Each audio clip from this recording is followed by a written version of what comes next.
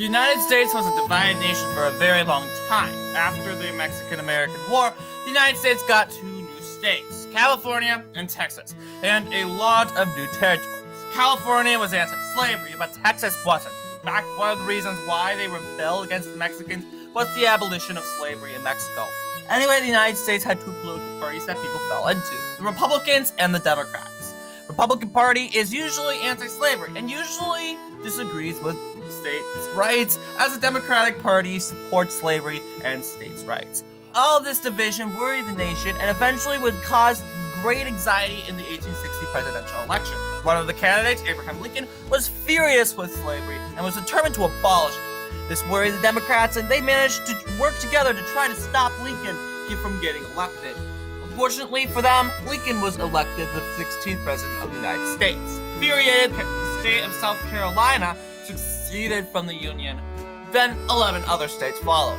Incumbent President Breckinridge couldn't respond to the succession crisis on time, and when Lincoln was inaugurated, that is where the fighting really began. Before we get into the war, there are a few details. West Virginia chose to fight for the Union, as Virginia fought for the Confederacy, thus creating the state of West Virginia.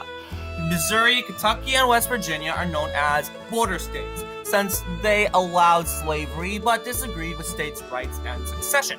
We can compare them to the swing states we have today.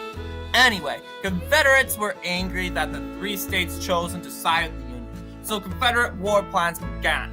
Arkansas would invade Missouri, Tennessee would invade Kentucky, and Virginia would invade West Virginia. Along with that, Texas would invade the territory of New Mexico. Both sides had the upper hand. Texas took out the south of New Mexico, and Missouri was almost completely Confederate occupied. But Kentuckians managed to halt Tennessean advances and began to invade Tennessee, and Virginia barely even entered West Virginia, as West Virginians began entering the state. There were a lot of major battles in the Civil War, battles such as Antietam, Bull Run, Vicksburg, but after the Battle of Gettysburg, Lincoln on January 1st, 1863, gave the Emancipation Proclamation declaring all slaves free.